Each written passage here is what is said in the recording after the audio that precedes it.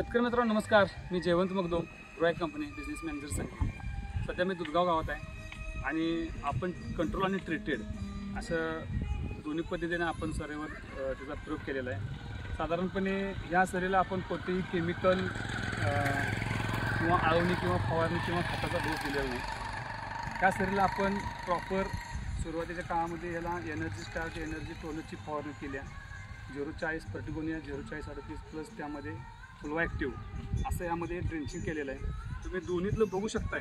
आता ह्यातलं तुम्ही बघा ह्यामध्ये ह्या सरीमध्ये ती फुटवे बघा 1 2 3 4 5 ते 5 आणि मदत नाही 6 असे जर टोटल 5 फुटवे आणि 1 ऊस असं आहे. आणि ह्या साईडला आपण कोणतेही म्हणजे ह्याचा केलेलं नाही.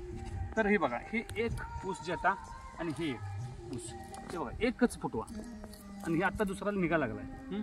म्हणजे हे तुम्ही दोन्ही बघू शकताय की असं नाही की बाबा काहीतरी आपण रानात काम करतोय आणि त्या कामातनं आपल्याला काहीतरी त्याचा रिझल्ट घावणं गरजेचं आहे. काहीच नाही केलं तर हे तुम्हाला ह्याच्या डोळ्यासमोर तुमचा रिझल्ट आहे आणि तुम्ही काहीतरी करताय तर ह्याचा हे तुमच्या डोळ्यासमोर रिझल्ट आहे. तर शेतकरी मित्रांनो कोणतंही औषध असू दे ते काम करत असते आणि ते काम करण्यासाठी तुम्ही त्याचे प्रयत्न करणं गरजेचं आहे. धन्यवाद.